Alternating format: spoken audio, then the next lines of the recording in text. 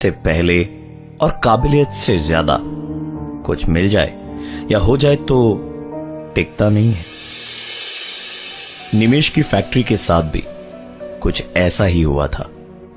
पढ़ाई लिखाई खत्म करके उसने एक फैक्ट्री लगाई जिसके प्रोडक्ट्स ऑनलाइन सेल होते थे। फैक्ट्री ने कुछ ही वक्त में जोर पकड़ा और निमेश का बिजनेस चल पड़ा। यूएस से उसे एक बहुत बड़ा ऑर्डर भी मिला जिसको पूरा करने के लिए उसने अपना सारा पैसा झोंक दिया और पीछे की जमीन पे फैक्ट्री एक्सटेंड करवाने में लग गया। कंस्ट्रक्शन का काम शुरू हुआ। पहली दीवार बननी शुरू हुई। 2 दीवारों का काम दोपहर तक आधा हो भी चुका था। दोपहर के वक्त जब मजदूर खाना खा के लौटे तो देखा अभी तक बनी हुई दीवार टूटी हुई थी। निमेश भी इत्तेफाक से उसी वक्त वहीं से गुजरा और यह हाल देखा तो गुस्से से बोला, अरे काम कब शुरू होगा? मेरा ऑर्डर कैंसिल होने के बाद? निमेश को अपने सवाल का जवाब एक मजदूर की डरावनी सी दबी हुई आवाज में मिला।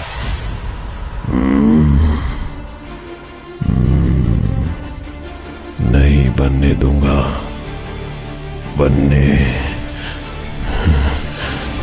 नहीं दूंगा।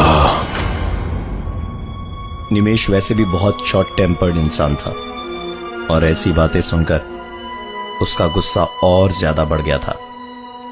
उसने तुरंत उस आदमी को काम से बाहर निकाला और परेशान सा निमेश जब अपनी फैक्ट्री की ऑफिस में बैठा तो छत से एक आवाज आई जैसे कोई जोर जोर से छत पर मार रहा हो। निमेश भागता हुआ छत पर गया तो देखा वहां कोई नहीं था और ना ही कोई आवाज आ रही थी।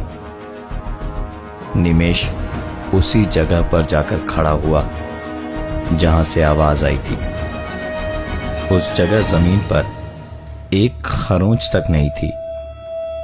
निमेश ने जब इधर उधर देखा तो वही आवाज फिर से आई।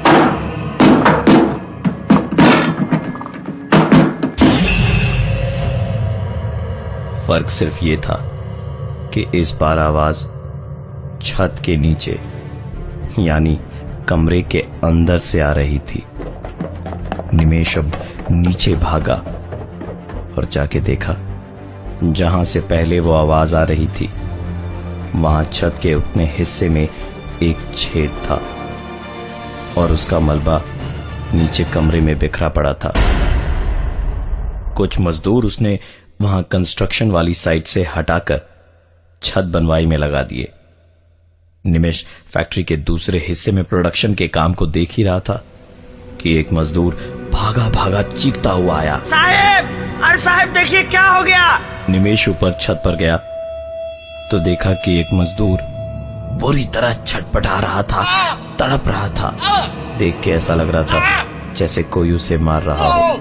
वो मजदूर कभी अपने हाथ पकड़ के चीखता तो कभी अपने पैर, कभी पीठ तो कभी सर। उसकी चीखें लगातार बढ़ती ही जा रही थी। अंत में एक हड्डी टूटने की जोरदार आवाज के साथ वो जमीन पर बेहोश हो गया और चीखें बंद हो गईं। लेकिन फिर भी वो कराहता रहा। फैक्ट्री की एक्सटेंशन का काम आगे बढ़ ही नहीं पा रहा था। इसलिए निमेश ने फैक्ट्री और छत की मरम्मत दोनों के लिए नए मजदूर लगा दिए और इस बार निमेश ने ठान ली थी कि काम जब तक आगे नहीं बढ़ जाता तब तक घर नहीं जाएगा वो। लिहाजा 2-3 दिन उसने ऑफिस में ही अपनी आंखों के सामने सारा काम करवाया। फैक्ट्री के एक्सटेंशन की 4 दीवार पूरी तरह तैयार थी। बाकी के काम में अब कोई दिक्कत नहीं आएगी, ये सोचकर निमेश ने सोचा कि आज घर जाके थोड़ा आराम कर लिया जाए।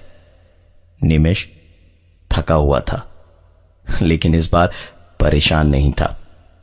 घर पहुंचकर जब उसने लाइट्स ऑन की तो जो देखा वो उसके विश्वास के परे था। पूरे घर में चारों तरफ दीवारों पर बड़ी बड़ी दरारें थी। कमरे का सारा सामान उथल पुथल हो रखा था। निमेश का मूड ये सब देखकर खराब हो ही गया था। गुस्से में उसने चीजें पटक पटक के सारा सामान ठीक किया और उसके बाद एक्सरसाइज करने ट्रेडमिल पे चढ़ा। काफी देर ट्रेडमिल पे वर्कआउट करने के बाद निमेश उतरा और पानी पी ही रहा था कि देखा ट्रेडमिल अभी भी चल रही थी और किसी के दौड़ने और हांफने की आवाज आ रही थी। निमेश ने ट्रेडमिल के बटन को ऑफ किया। धीरे धीरे ट्रेडमिल बंद हो गई और हांफने की आवाज भी कम होते होते खत्म हुई। निमेश वहां खड़े खड़े काफी देर तक यही सोचता रहा कि उसने अभी जो कुछ भी महसूस किया वो आखिरकार क्या था। वो ये सोच ही रहा था कि उसका ध्यान टूटा घर की डोरबेल से। दरवाजा खोलते ही सामने जो देखा उसने उसके गुस्से और फ्रस्ट्रेशन को और बढ़ा दिया। सामने वही मजदूर खड़ा था जिसको निमेश ने एक्सटेंशन वाली साइट पे निकाला था। उस मजदूर के चेहरे पर अभी भी वही गंदी सी लेकिन डरावनी सी मुस्कान थी और साथ ही होठों पर वही बात, नहीं बनने दूंगा, कुछ नहीं बनने दूंगा।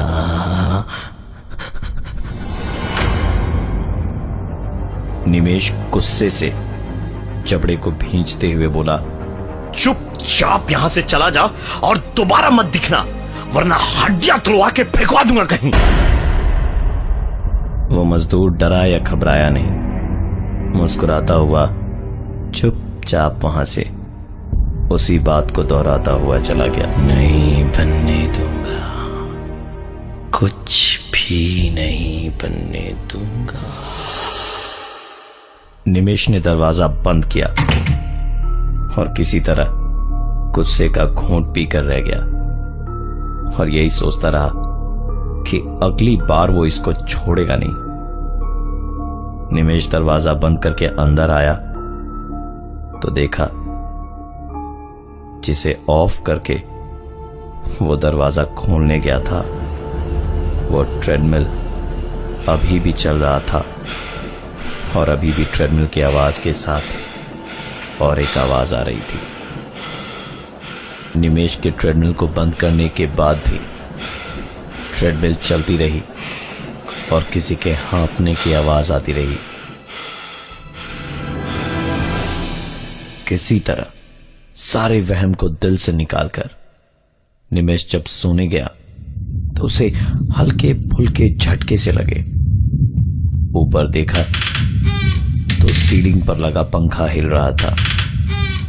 टेबल पर रखे ग्लास को अपनी आंखों से भूकंप से हिलकर नीचे गिर के टूटते हुए देखा निमेश ने।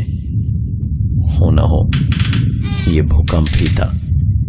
निमेश ने तुरंत टीवी ऑन किया तो कंफर्म हो गया कि ये सचमुच भूकंप ही था। ये दिखाने के लिए काफी है कि निमेश को बस एक ही डर था, उसकी फैक्ट्री का। उसने तुरंत वहां फोन किया। घंटी बजती रही पर किसी ने फोन रिसीव नहीं किया। 2-3 बार फोन करने पर भी जब किसी ने फोन नहीं उठाया तो निमेश ने आधी रात तुरंत गाड़ी निकाली और सीधा पहुंच गया फैक्ट्री की एक्सटेंशन वाली साइट पे। निमेश की सांस में सांस आई ये देखकर कि एक छोटी सी दरार भी नहीं पड़ी थी कहीं पर। राहत की सांस लेकर निमेश लौट ही रहा था तो सोचा कि फैक्ट्री के अंदर भी एक बार चक्कर मार लेता हूं। अंदर जाते ही बड़ी मुश्किल से आया उसका सुकून उड़ गया था। मेन फैक्ट्री की दीवारों पर बड़ी बड़ी दरारें पड़ गई थी पर अच्छी बात यह थी कि नई फैक्ट्री पर कोई आंच भी नहीं आई थी। निमेश सुकून और परेशानी एक ही साथ मन में लिए बाहर निकला तो देखा नई एक्सटेंशन वाली फैक्ट्री साइट पे थोड़ी दूर पे उसे धुआं दिखाई दे रहा था। अभी थोड़ी देर पहले जब वो वहां गया था तो निमिष को कोई नहीं दिखाई दे रहा था। इतनी जल्द कौन पहुंच गया, ये जानने के लिए जब निमिष वहां पहुंचा तो देखा वही मजदूर वहां खांसता हुआ बीड़ी पी रहा था।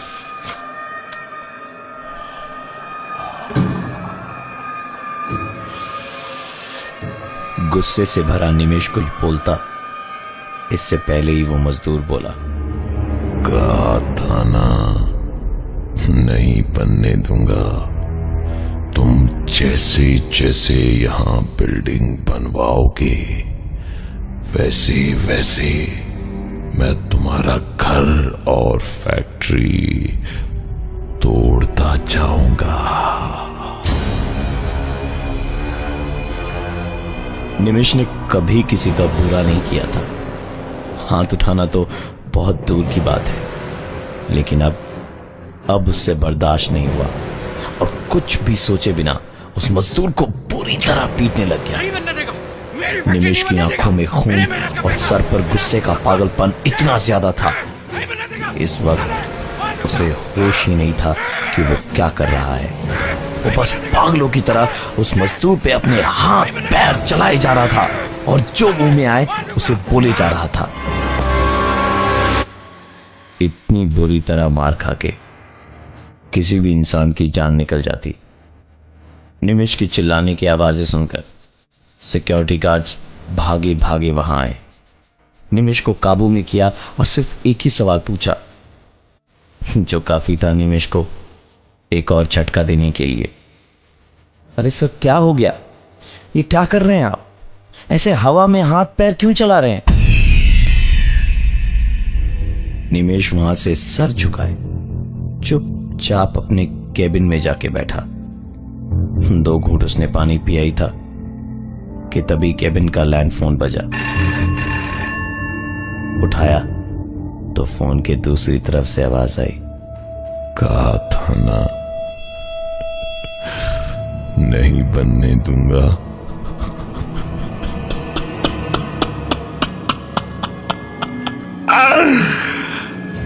नहीं बनने दूंगा। निमिष घबरा के बाहर भागा और कंस्ट्रक्शन साइट की तरफ देखा।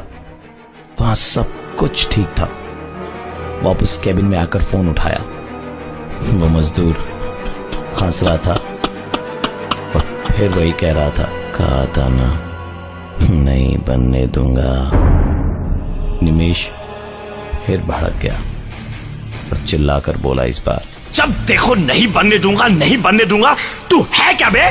फोन की दूसरी तरफ से आवाज आई, तुझे दिखता हूं ना, पर किसी और को नहीं। कभी सोचा क्यों?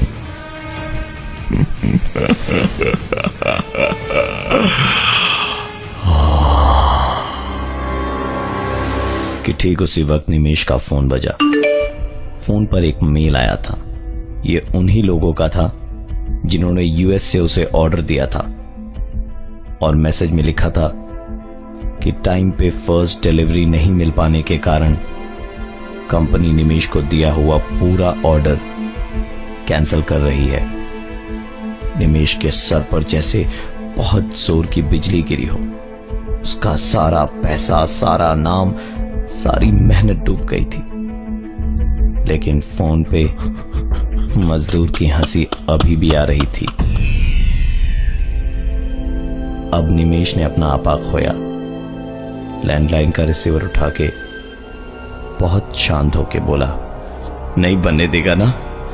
हाँ, अब तो मैं ही नहीं बनने दूंगा। और इतना कह के निमेश बाहर निकला। कंस्ट्रक्शन जहां हो रहा था वहीं पे कई सारे औजार पड़े थे। निमेश ने एक बेलचा उठाया और अंधाधुंध दीवारों पर मारने लगा। एक एक करके अपने पागलपन में उसने दीवारों को जितना हो पाया तोड़ डाला और रोता हुआ बैठ गया। जोर जोर से चीखता हुआ निमेश धीरे धीरे पागल हुए जा रहा था। ये सब मेरे साथ ही क्यों हुआ? क्या बिगाड़ा था मैंने किसी का? सब कुछ खत्म हो गया मेरा, सब कुछ।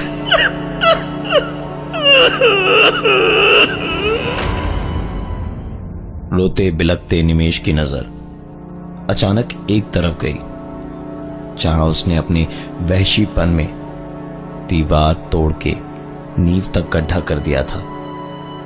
निमेश उधर गया और पागलों की तरह गड्ढे को और ज्यादा खोदने लगा। थोड़ा खोदने के बाद जो उसने देखा वो उसके सारे सवालों का जवाब था। अपनी फैक्ट्री की इस एक्सटेंशन साइट पर उसे काफी पहले वहां दफन की गई एक लाश मिली।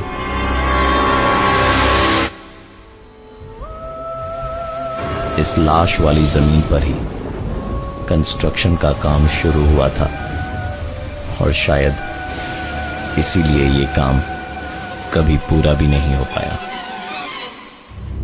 फैक्ट्री के पीछे वाली जमीन आज भी वैसे की वैसी पड़ी है।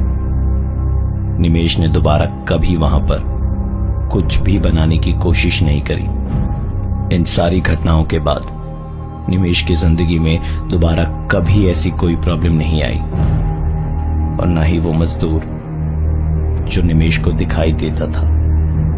फैक्ट्री के बस आगे वाले पोर्शन में ही काम होता रहा और निमेश का बिजनेस एक बार फिर से शुरू हो चुका था। किसी भी जमीन पर कुछ भी करने से पहले उस जमीन की जांच करवानी बहुत जरूरी है। आपने करवाई?